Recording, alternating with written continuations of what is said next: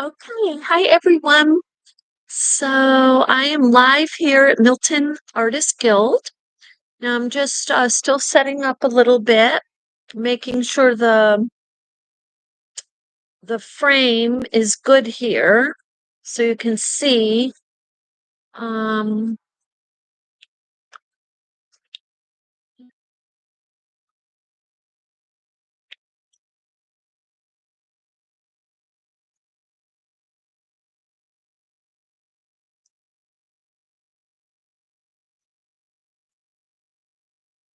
okay, there we go.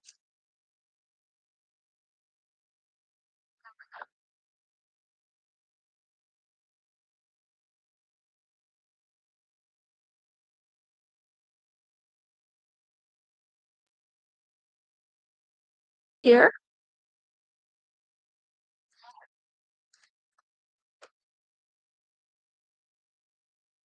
And-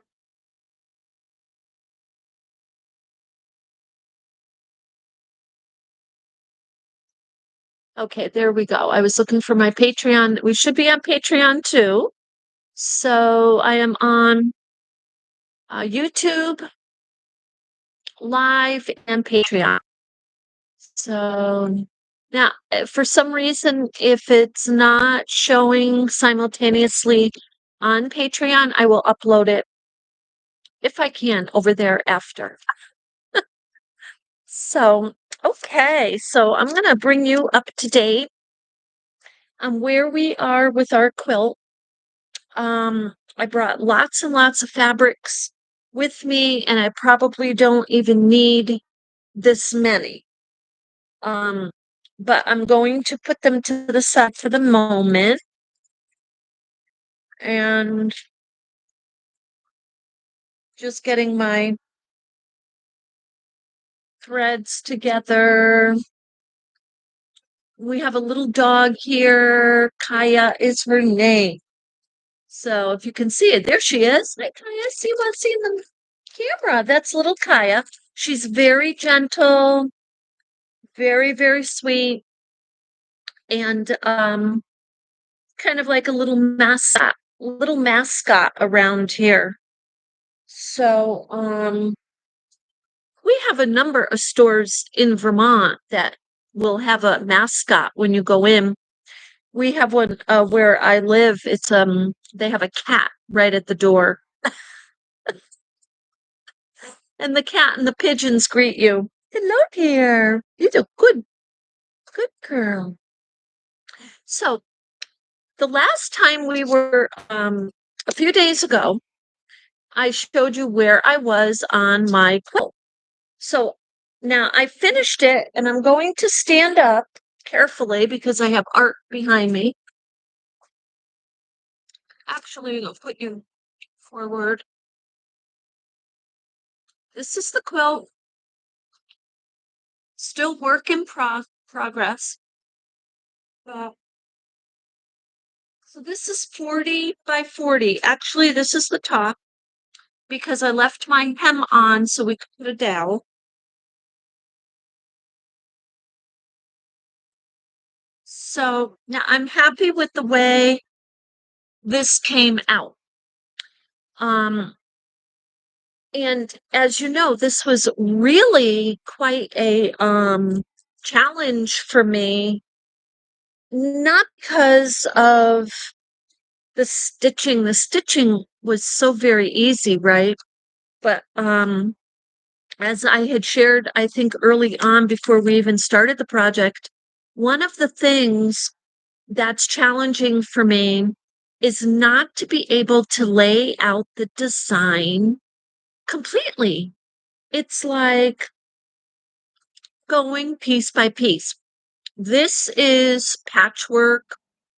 This is Japanese inspired patchwork. And going piece by piece is very similar to the Kawandi method of going piece by piece, going around and then ending in the center. So now what we're going to do today And I know I jumped on here maybe a little bit earlier than some of you were ready for. So I'm going to write here, good morning. And look for your comments or questions if you have any. And how far you've gotten on your quilt. And because we're live at the Milton Artist Guild, I may stop and explain to people if they're interested what we're doing. And I brought this piece with me today. Of course, this is our other piece, but I brought it because I wanted to use it as a reference when we start talking and we get into more of a conversation about embellishment, because this one, when I started to add, this started to really pop when I added the paint. That's when this popped. And I have to tell you, I had put the marker, drew with the markers. I put some beads on, and I brought you right along with me. Even added a heart up here, but nothing really jumped out at me. And I will tell you, with these pieces, when I add paint, that is the time when they really do pop. Now, sometimes it's adding the backing. So this is the backing I kind of want to test out later. Now, before we begin, I want to kind of do a little intro and update on, let's see here. I'm going to put my phone down there. A little intro and update on what is going on between hi, Brenda. How are you? Good morning. I've gotten down to my 5th row and loving it. I'm just trying to use the I totally relate. I totally relate. I always I end up trying to experiment. How can I get a little more comfortable? Now I'm going to tell you the thing that works the best for me is my table, and I have nothing on the table, and then I'm able to lay the quilt straight out on the table. And I have to be able to walk around the table. And when I can do that, it's so much easier, because going around a square or whatever it is I'm doing, as you have seen me on the videos, I keep turning and turning it. And oh, that's Brianna. Good morning. Good morning, Brianna. Thanks for being with us. Yeah. I I was just explaining to Brenda how I end up laying my quilt out flat, and I'll show this again in a minute because I did finish it, but flat on the table, and then walking around the table, and it's not a huge table, but walking around it and then stitching my patches in place. So a couple things. It keeps the patches flat, which you need, and it allows you to move and get those angles that might be hard to get, but it keeps the patches in place. So also Brenda was saying that you got a little lap table. So I gotta tell you, those work perfect. The old antique one that I got, that is a mirror image of the one that's on a Betty Davis movie. Betty Davis is in bed smoking her having a cup of coffee. I guess she's well to do, and they bring her this table. But I got mine for $3, but it's the same table in that movie. But the lap table works really good for small projects, like the coin bags. Now, there's some videos of me sitting on my couch making the coin bags because I'm able to use the table. So the table is definitely, I think the way to go and sit on the couch and be nice and comfy. Um, but yeah, so you've gotten to the fifth row. That's wonderful. No, so what is it about 40 by 40? This is 40 by 40. And I was using about 6 by 4, 7 by 5. Maybe the smallest is 5 by 4. Let me count how many rows I got. Oh, wow. So, so coin bags, visit my video because I sold some coin bags here. Thank you, Judy. So people like the coin bags because just to divert for a moment and then we'll count the rows. I typically keep my my tape measures in my coin bags at home. Oh, the air went off and I'm yelling again. So sorry. But I keep my coin bags I keep I keep coins in them now because they're lined. So, we'll totally have to do I'm going to write that down. We'll have to do a coin bag video. Now, I can do a very simple how to.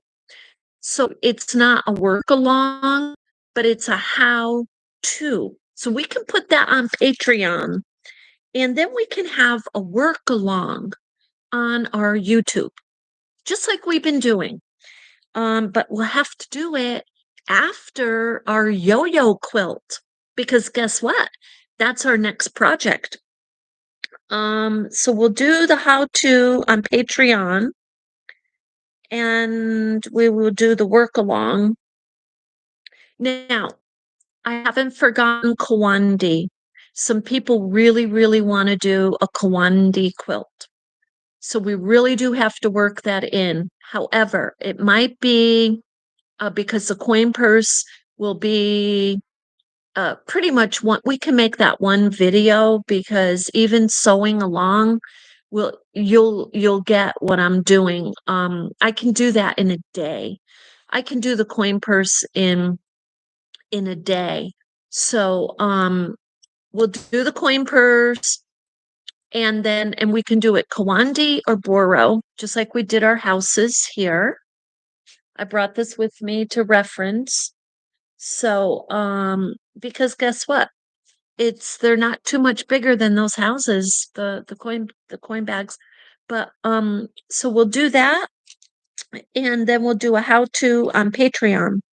So now I'm going to tell you how many rows I got here. And I'd be curious, Brenda.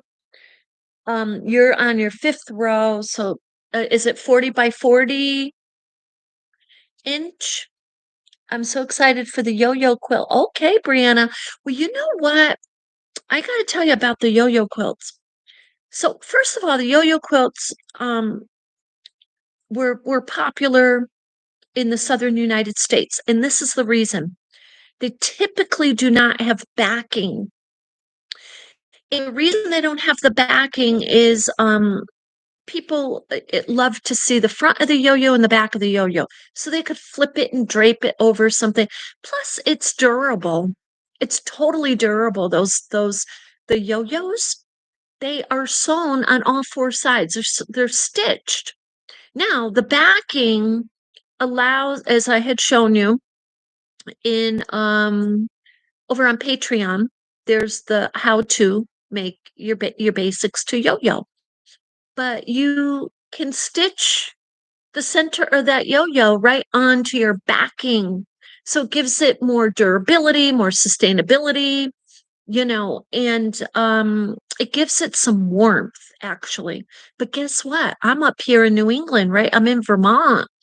And I've been up here for so many, and before here it was New Hampshire. Um, and so, this is me adapting my needs or my to the New England weather. So here it is, April 5th, and we have a bunch of snow outside, but a lot of New England did get the snow. So, but I have to tell you, it's a beautiful spring kind of a snow. But yeah, the yo-yo quilt is going to be a lot of fun. And so get your scraps out. You'll need scraps. Depending on what size you want your yo-yos, you're going to need scraps from at least 9 by 9 or 8 by 8. And if your circle that you cut out of that square is an 8-inch diameter, guess what? It's going to bring your yo-yo when you make it and you're done sewing it, it brings it down to half. So it's going to be like a 4-inch diameter. So you want to depend, and you can play around with it, experiment what size you like. And guess what? If you don't want to be, you want to be like me, use all different sizes. Use the larger sizes and the smaller sizes because those make some beautiful yo-yo quilts. Now, granted, the smaller yo-yo is a little more difficult, in my opinion, to sew. So, but yeah, I'm going to do that. It's going to be a multi-sized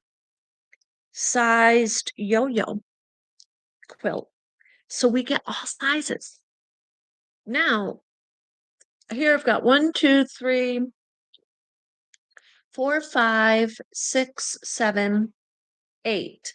I ended up with about 8 rows. And I'm going to hold this up again because I think you guys came after I held it up. So here it is. And I love it.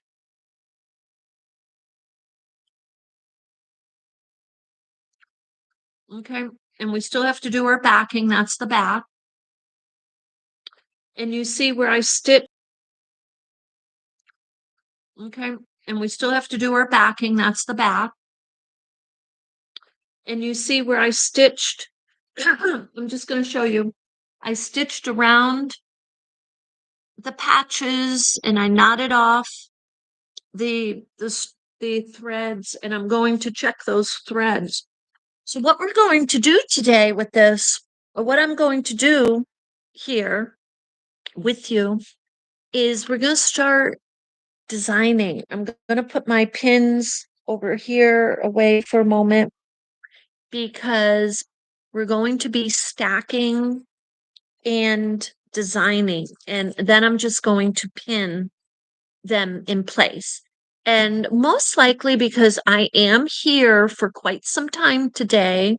Sorry, my hair's sticking straight up, and I did bring my hair starts to curl up. It doesn't curl like a regular, will straight up. So I'm going to put a hairpiece on to save you from having to look at it. And this way it's a little up, but it's not too bad. Okay. So what we're gonna do is we're gonna stack the um the pieces on here. Now, the nice part about designing it this way is you can design it like the whole thing. You can lay it out and design the whole thing this way and then sew them on. So that's kind of my approach on this. And okay, I think that's good. Oh, I do have a hat too. I may use that later. Okay. So anyway, I'm going to put the camera down. Oh, no, that's the other thing I did want to say to you. This is the thing about live. You can't just kind of cut it and say, you get the real deal with live. And so I'm going to put my hat on. There we go. How's that? That's better. The other thing I wanted to address was fraying. So someone had a question just before we begin this. Someone had a question on fraying, and they're like, do the big stitches. So, and let me explain. Sashiko stitching, running stitching, cantha stitching, and big stitching and slow stitching. You're going to hear all of these terms. And guess what? They are synonymous to the ancient and first stitch, which is running stitch. They're all the same. They're the running stitch. So someone said, does the big stitch really work with the fraying? Does it keep it from fraying? Now, there's a couple of factors to consider. If you when you do a running stitch like this, let me just put this here. So okay, you see the running stitch. What this does, think of it like this. If you took your sewing machine and you stitched along just about 1/8 of an inch in from the edge, that stitch is going to act as a wall from, like, you could pull out all the threads. Actually, that's how they do, it's a fraying technique. You pull out all the threads right up to your stitched wall. So that's what a sewing machine. So guess what? Your hand stitch, it's the same thing. It works. Now, we're so used to the sewing machine that we don't think this works. But this is the stitch in the 1600s when the Japanese farmers were stitching, they used the running stitch. Now, as you can go, let me just say there's a double running stitch, which is you can turn around and go back the other way. Or you can do a back stitch, which has a little bit more pull to it. So, but when the Japanese farmers in the 1600s were using this is all they used. Those garments today, 400-year-old garments, are still intact. And the quilt that I was showing you, that's like this, that I did a long time ago, and it's been moved and jostled and, folded and put up and brought down. You saw hardly any fraying in that, like, at all. And I use no adhesives. Now, I'm going to, like, at all. And I use no adhesives. Now, I'm going to give some tips to you right now before we go ahead, because I don't want to forget. But and it's in my book. I put all the common questions and answers to Boro Inspired and Kawandi Inspired, because I use raw edges. And I actually found another technique I'm going to share with you, but I want to give the artist a shout out in my next video or so. Before I do that, it's amazing. You're going to be so surprised. I'm like a little shocked at what I found. However, raw edges, they work with the reinforcement of your sashiko stitching. So what you can do, a couple things. This type of scissor is just a regular scissor. When you cut your fabric, it's not going to have any bearing much at all on your edges. However, two things will have an effect strengthening your edges. Two things. This type of scissor, the picking scissor, this will minimize that comes from the two-language family I grew up in. I understand it's minimized. It will minimize the fraying on your edges. And the other thing is you can use spray adhesive. If some people, when they're creating their art, they want to create it for selling it. They want to create it so the other person, they're able to say to them, "Hey, the fraying is minimal." Um, Fraying is an inherent, intricate part of the aesthetic of this quilt. So, of this type of quilting, of this type of quilting also, the um the Boro. Now, a couple of things minimize it here too, and that's just the paint. I mean, some artists put a dab of the Mod Podge or but what you want to do is when you get the spray adhesive, read it, because it may have on there certain, it may say less effective in water soluble or water soluble. So if you're selling, let's say you're making your lap quilts and you're selling these, just put a little note on there, fabric adhesive, and use, minimal spray and air dry to wash. In my opinion, you do not want people throwing these. This is a piece of art. And in my opinion, they shouldn't throw them in the machine because the agitation, especially nowadays, with it's not so much the cotton or the wool, even I'm worried about, but there's fibers sometimes in the blends.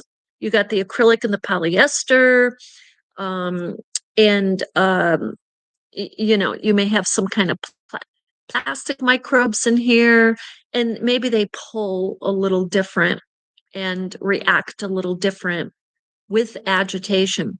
However, with that said, most of our fabrics today, you could like this, I can take this, throw it in the washing machine, hang it up, dry, it's fine.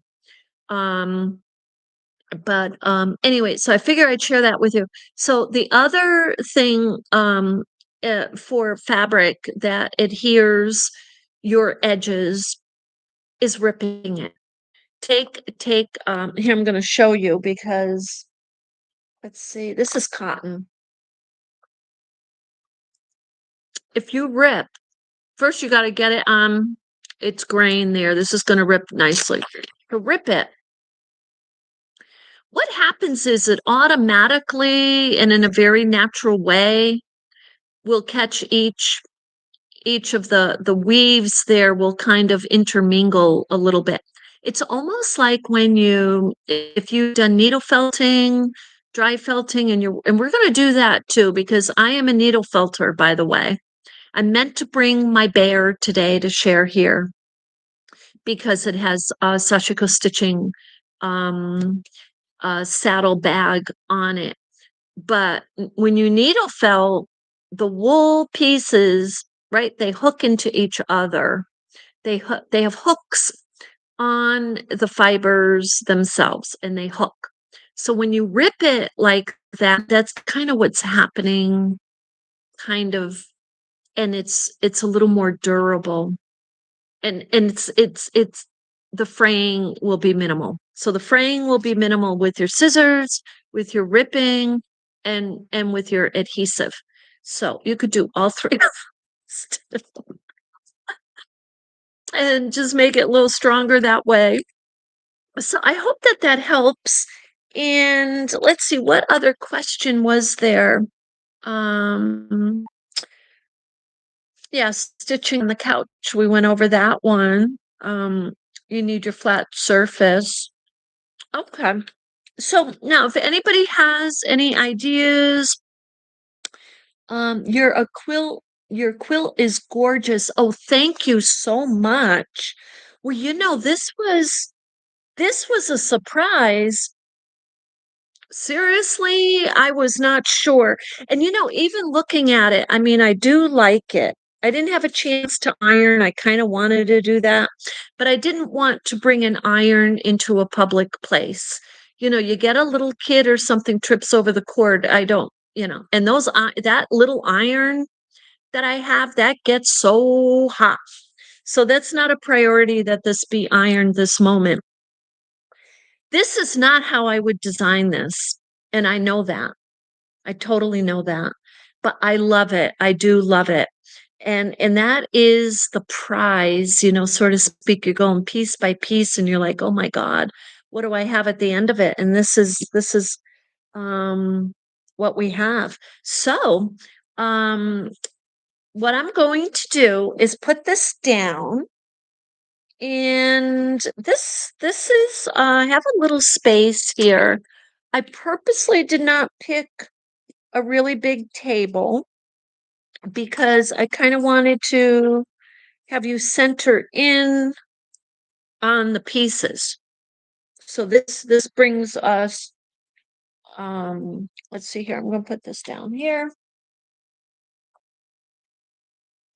And we're going to put this away for the moment. It's quiet today because of the storm. Now I have to tell you, we didn't get just a storm. We got a 2-day storm. It's been snowing for 2 days. And when you're in the mountains in anywhere, whether you're in Vermont or you're in New Hampshire or Colorado, when you're in the mountains, you get way more snow. So it will take people time to get out, shoveled out. Now, the first thing I do, I'm going to put this down so you can see, is intuitive stitching intuitively is freeing. Yeah. Yeah, I actually talk about this in my book, and I'm just the part of revising, and I keep adding little things, but you are so right, Brianna. The mindset that you fall into while you are working, you go into this free zone, you just relax, you're focusing, you're creating, you're enjoying. I mean, and you're really, really exercising your mind in your hands and everything in such a healthy, really healthy way. Um, and I can't think of a better way to I mean, my work is my downtime. It just is. It's that's what it is. Um excuse me. So I'm going to put this down, and the first thing I'm going to do, it's kind of a little glare there. I'm going to clip with my Pekin scissors any pieces of little thread sticking out. I can hear him out there saying, "Oh my God, that's Frank." It's just little there's just a couple pieces there. Now, the other thing, now see, this is what I look for right here, right here. This is not sewn. And I was checking this yesterday. I have to go over row per row because that happens. So right now, while we're going through this, I am, excuse me, I am going to sew that because I want to have, I really, really do want to have this complete before I lay out my, oops, get my needles here. Before I lay out before we do the stacking. So this is just, part of it. Oh, that's already threaded. Perfect. We'll use that. Now, and it really is good to check it really before you get the backing on and all of that. Because look, even if we had the backing on, and I think some of you saw me do this before, actually with that other piece, you can still sew, you would sew in the top layers. However, I'm seeing this and I'm like, okay, I got to get this done. Now I have to be careful with this, and I'm like, okay, I got to get this done. Now I have to be careful because this particular table that I'm using, this table is it's vinyl. So I'm going to pick this up. And so for me, this right here, yes, you pick it up and you can hold it in your hands. But if you're on a couch with this size piece, the problem is it's so hard to maneuver. And then you end up sitting on it. I don't know. I've ended up has anybody ended up sitting on their quilt? I almost sat on a needle yesterday. I almost sat right on one of these, fell in my chair. Oh my. So anyway, we should have a funny story time hour one of these days. Oops, it came off the and see, this is what I do a lot. I do a lot of straightening out.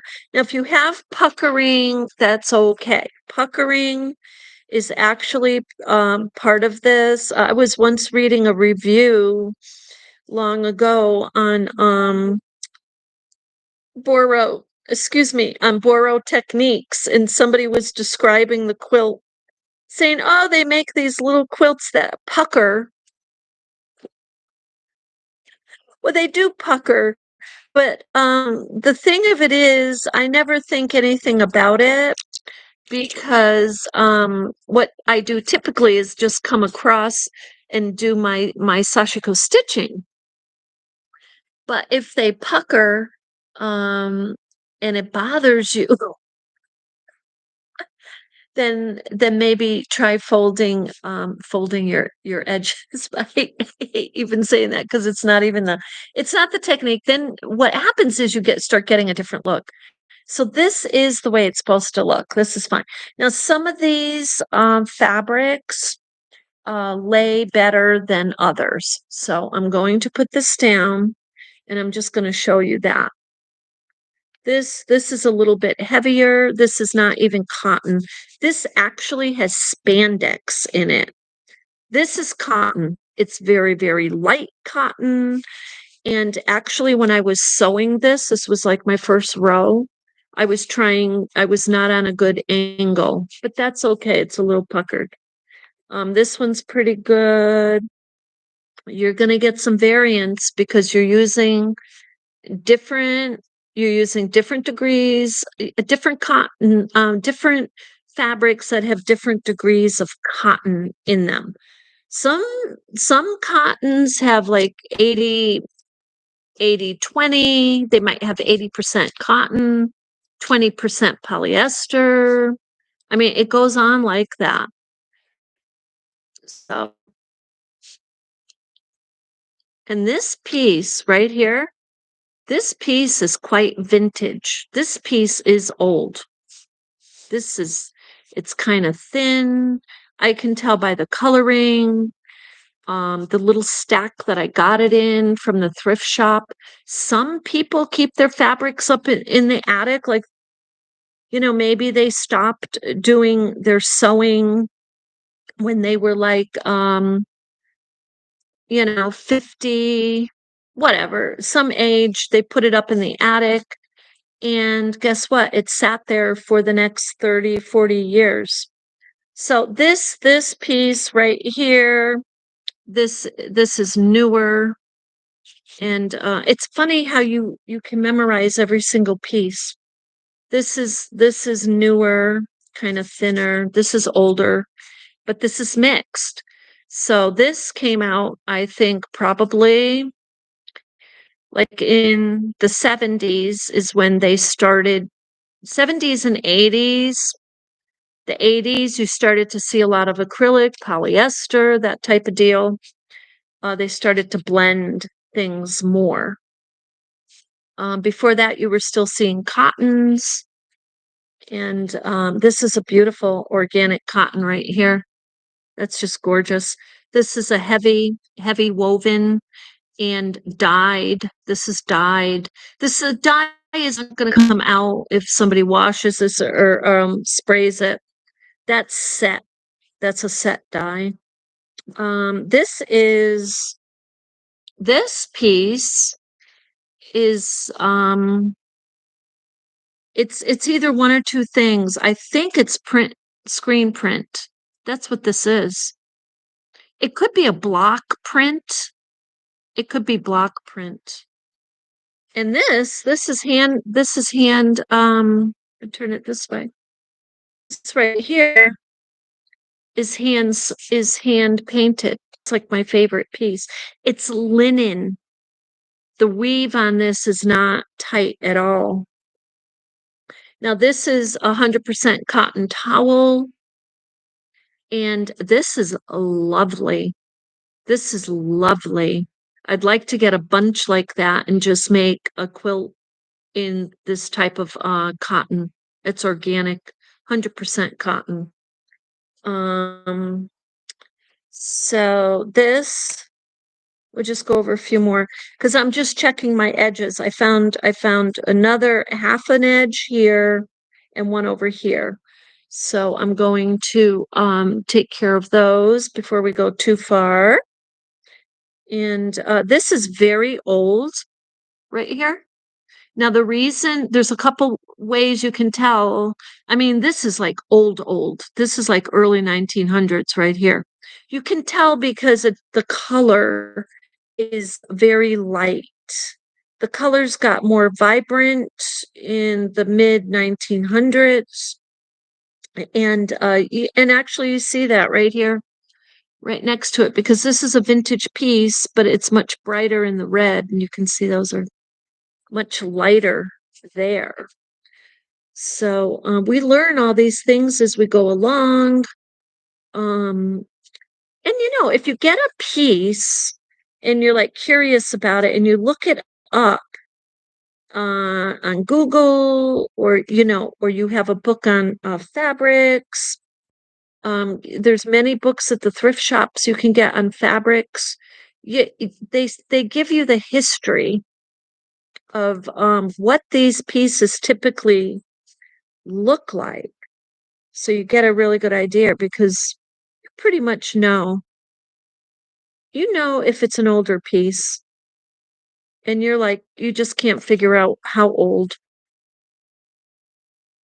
And that was just a few stitches there.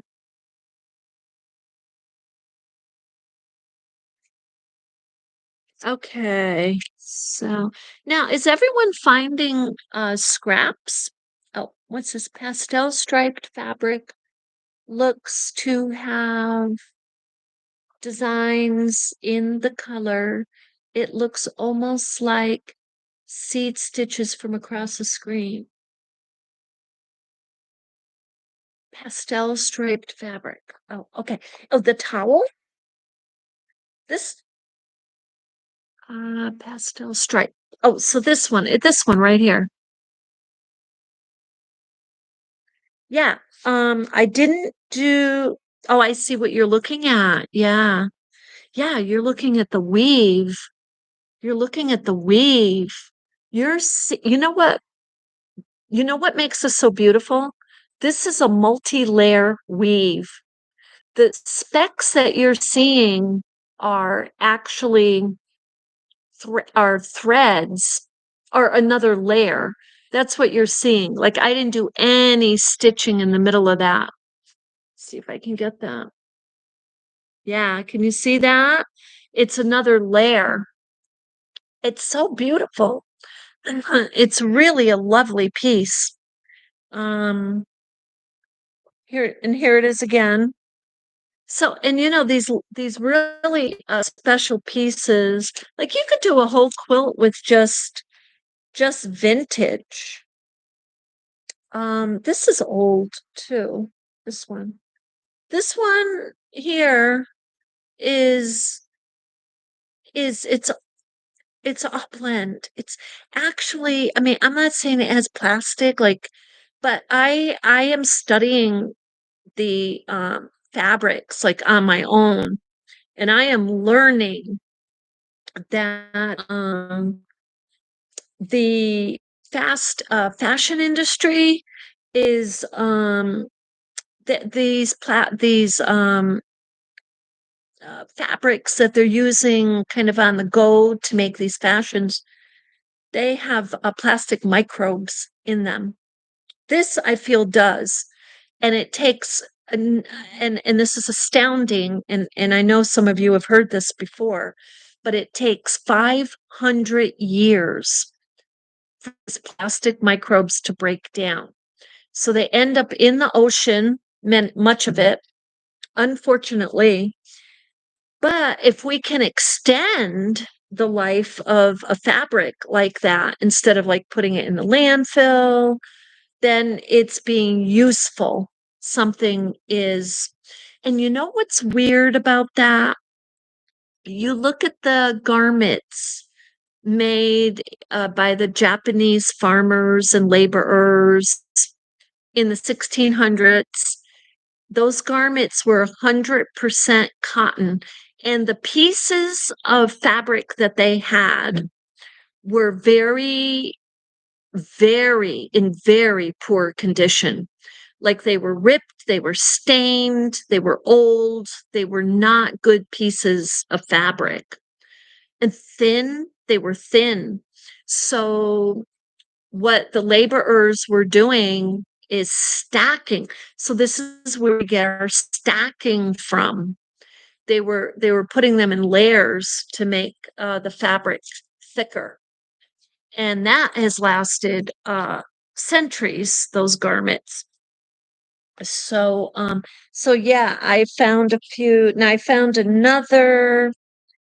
If I miss anything, like I'm trying to find these because if we do put the backing on today, because we're going live tomorrow from my little studio area where I live, breathe, and eat.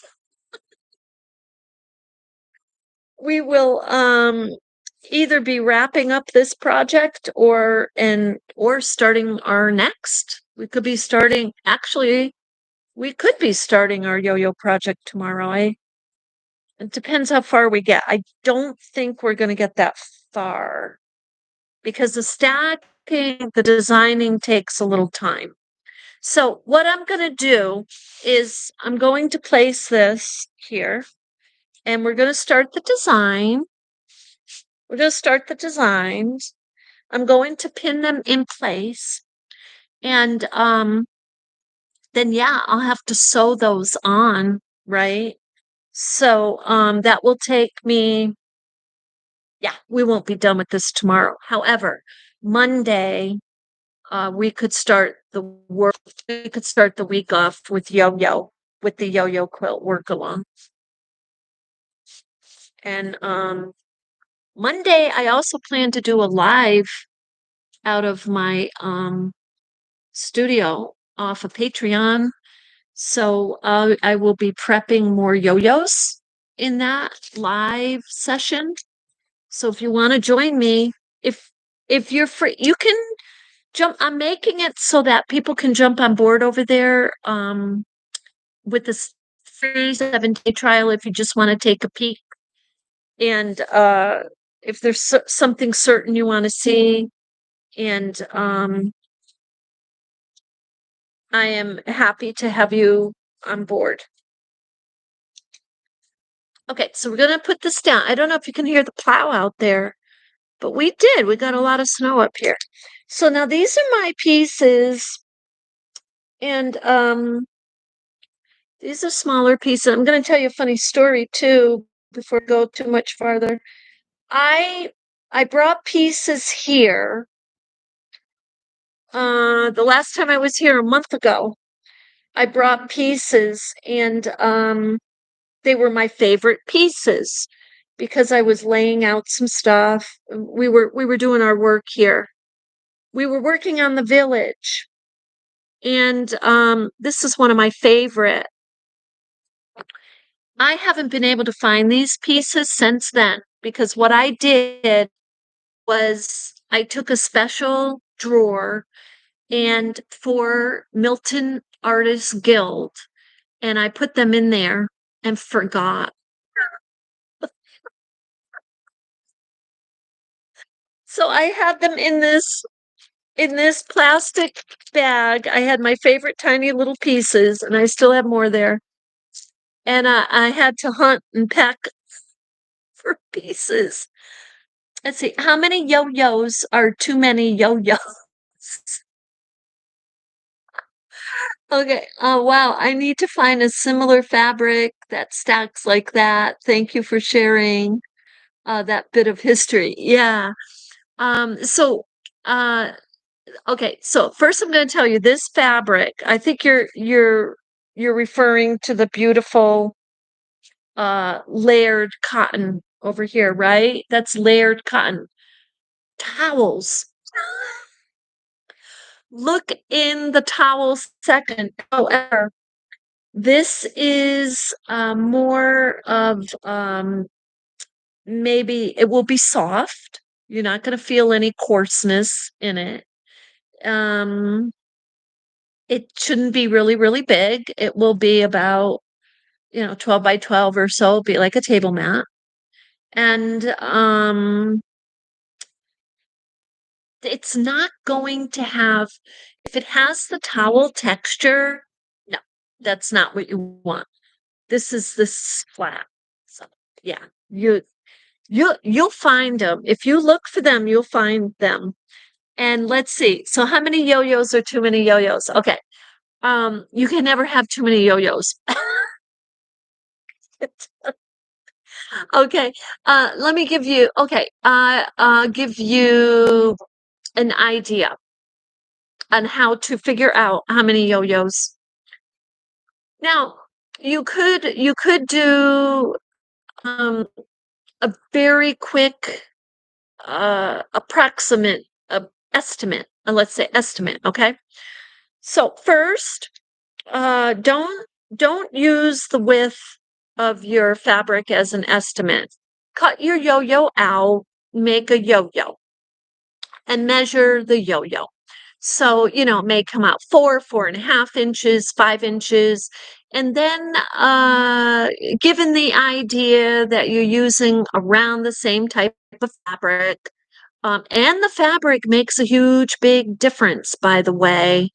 In my opinion, it makes a huge difference. If it's a little heavier woven cotton, you could, and the yo-yo might be a little bulkier. It may lay, and when you lay it out on your piece, on your base, it could be, I made 10 with this heavier fabric, and then I made 10 with the lighter fabric. I laid these down on row 1. I laid this down on row 2.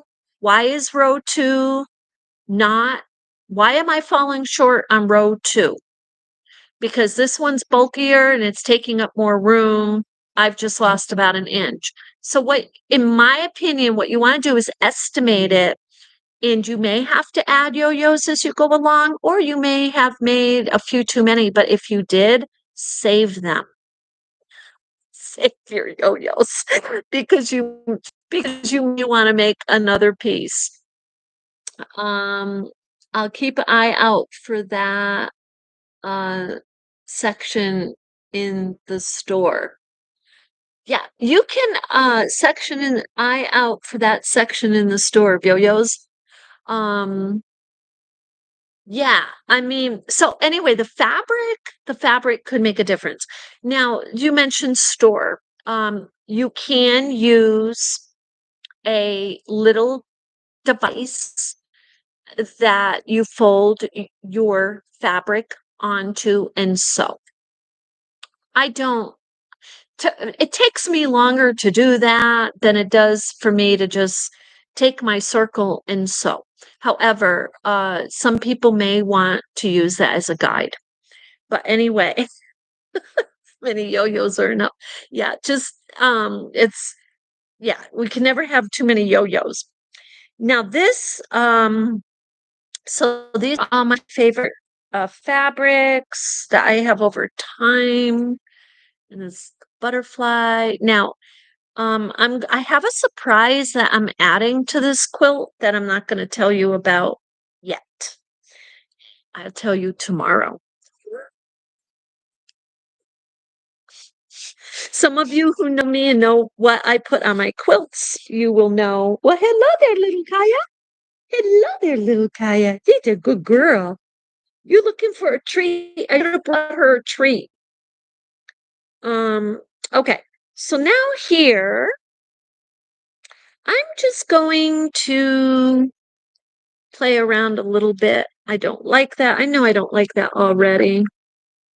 I'm just going to play around a little bit. I don't like that. I know I don't like that already. I have a lot of little pieces here too. And yeah. Now, who doesn't love this, right? Now, when you lay your pieces out, you can lay them, you can lay them like that.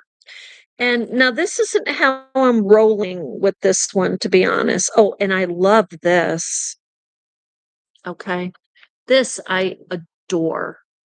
This is a piece of linen. It's gray.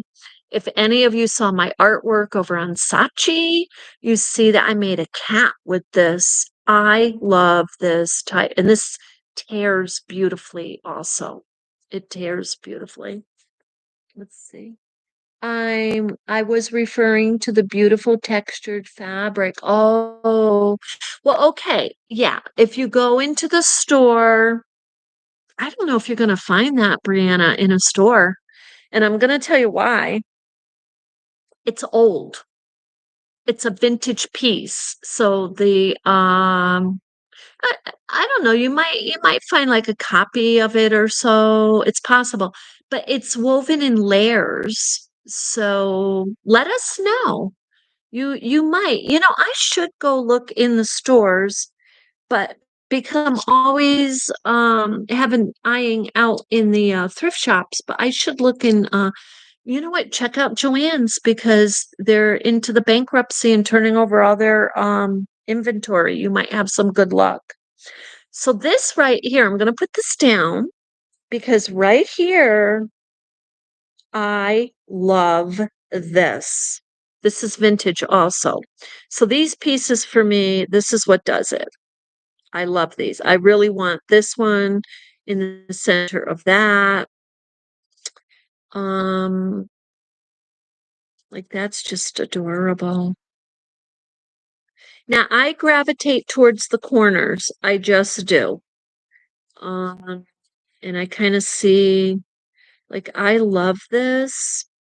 And so it's as small as it is. This is like, I don't know, this is small. But you see how I ripped it? And I'm using my Pekin scissors. And I mean, this is gorgeous. This is gorgeous. And the fraying effect is something that I love. And you will um see me do this a lot. I feel like it's kind of a little boho effect.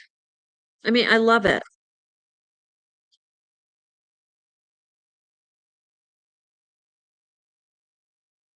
I don't feel like it goes with this section. I just don't.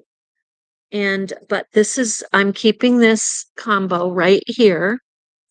I'm just, for now, this is what I'm doing. I love that.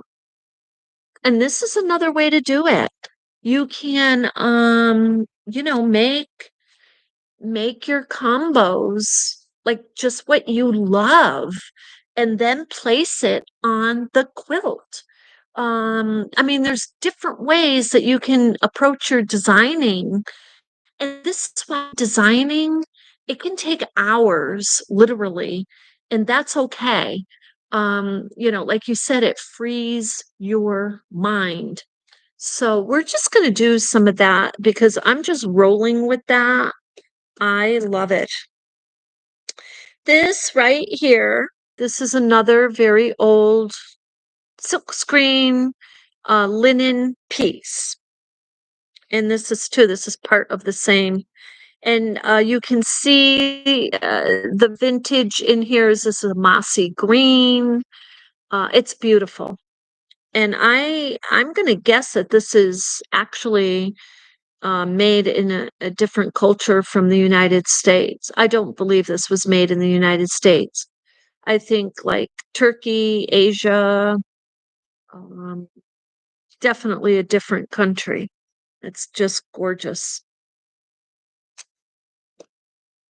Um, that was too small. I'll put those to the side. This is lovely.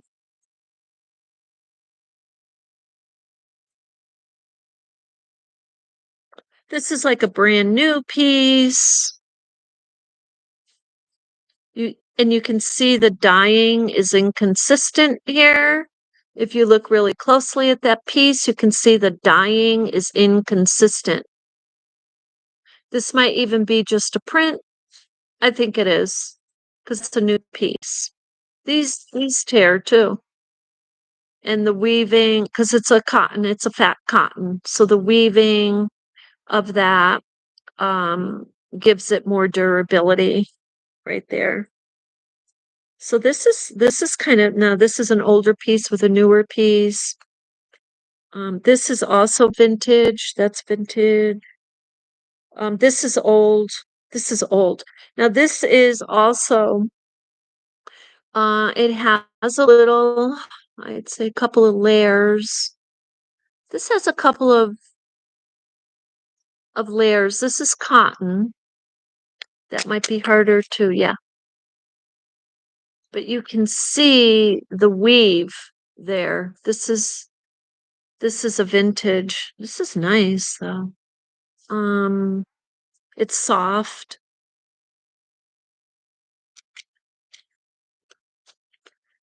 So I really love that. That's gonna go. So I'm making hot use in this piece that I would like to use in this piece. It could end up at the end of it that we don't use them for some reason. This is a newer modern design. So that might look nice there, but I want it larger. Those are going in that pile. This is lovely. This is one of my favorite designs. I love that. Um, that might go good there. See, one of the things that I like to do is have a bird's eye view of this. So it might be when I get home, I lay it down on the ground. But look at this. If I take that piece, which I would like, see how that pops? That's just lovely. That's seriously lovely. I kind of want to cover that corner there. But I'm going to place that together. And look at here. You can even do this goes really good too. This is kind of a little realism going on. Realism, a little trick on your eyes. You have to really look at this. That's very nice. I like that. So I'm going to pin this. I want to pin this and put that over there. Get that smaller. But this by itself to me does nothing. I'm not crazy about this at all. However, I put it with another piece and I'm gonna make that smaller. Oh, I could contrast it and with kind of a purple. I kind of like that. These are colors you typically would not put together, right? So, oh, here we go. It's a little heart. And look how adorable that is.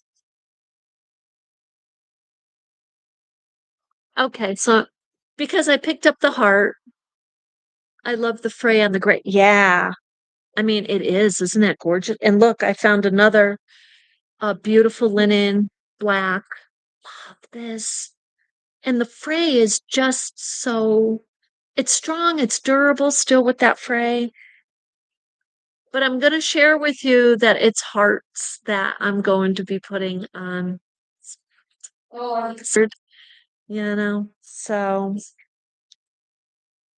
My shopping assistant. Okay, so let's see. So we're going to put those over here to the side. I'm going to put this right there. Yeah. Okay. So now going through, so we're getting a nice little stack over here. Yeah, there's something pops. It just does.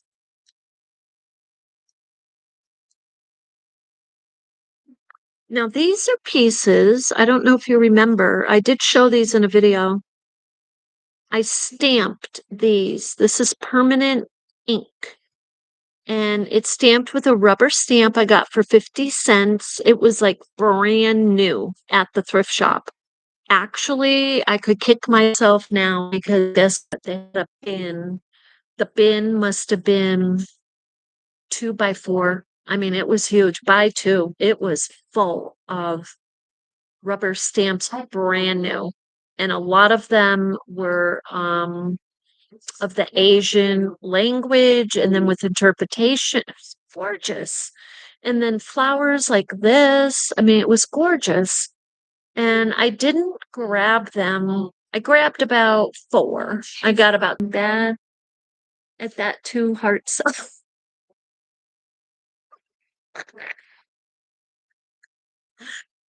If that heart didn't come up, I wouldn't have said a word. Now you all know. But what you don't know is how I'm going to do these hearts. We'll see if I can get through the day without telling you that next. That might not be as big of a surprise. But yeah, look at, is that gorgeous? So this I would like to put some of those on here.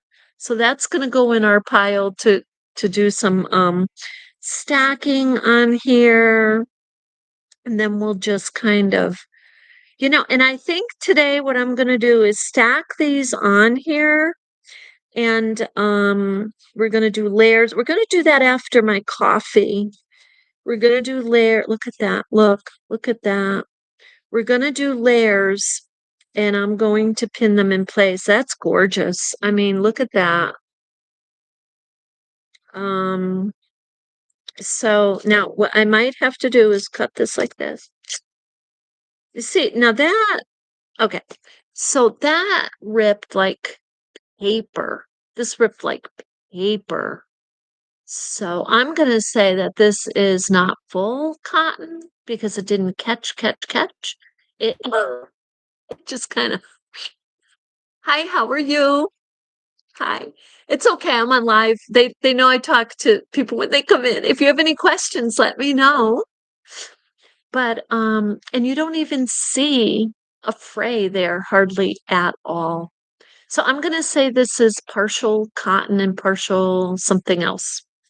Um, I don't know, but it's got some cotton in it. So yeah, I mean you kind of test them out like that. And this is my favorite. I love this piece. I'm going to be very sad when this goes away. Now let's see. This it was crafted in the USA and this is old. Just the fact it's saying it was crafted. Now that kind of ripped, but that ripped right on its grain. I didn't go against the grain, but let's see. Yeah, got a little more pull. That's nice. It's a little more pull. So this is definitely a cotton piece, but it's a thinner, it is a thinner, but that's real cotton. Um, so we're gonna put those there. Now, this piece, this is a more modern piece, but and this is a nice cotton. I've had this piece for a couple years. I mean, it was way bigger. I've used it in my coin purses. Um, so yeah.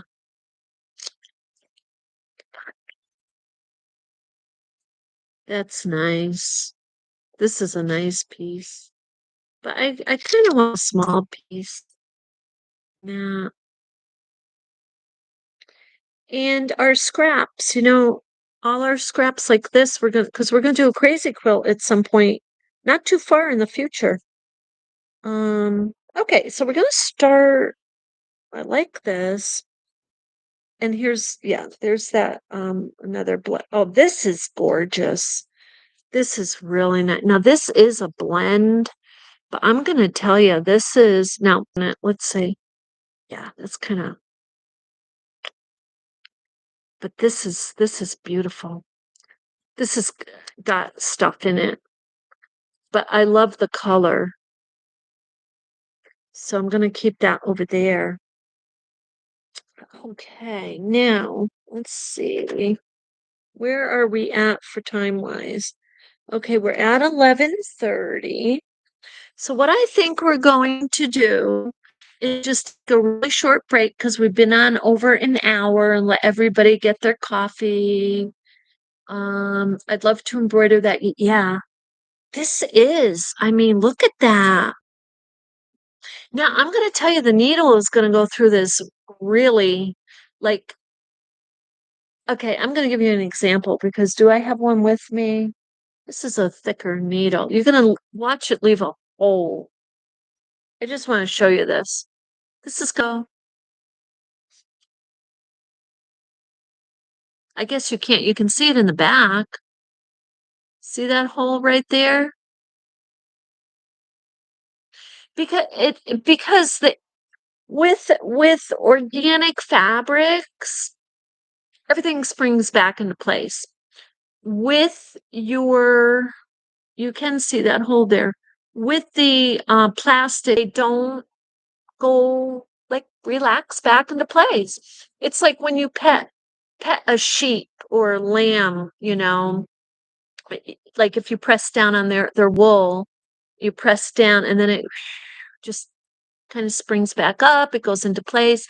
That's the liveliness of organic fabrics. So yeah, there's that. And this, yeah, see that one kind of, this is cotton, and you can see where, I don't know if you can see it. It might be just too small, but it kind of just closes back up, especially if I go like this. This one, if I go like that, nothing happens, nothing at all. The hole stays there. But so this is my thing. With a blended piece like this, let's say you find the needle is going through and you feel like you're piercing the piece, but you love the piece because I love this piece. I'm just going to make sure a needle I thread before we get back on the next session this afternoon. I'm going to make sure it's a thinner needle. So that will go through a little bit easier. So, okay. So with that, I'm going to take a break and get a cup of coffee so we can keep talking. And then we are going to uh, in we're going to lay these out and pin them. We're going to lay them out and pin them, and we should get the whole thing pinned this this afternoon because these are the pieces really I want to work with.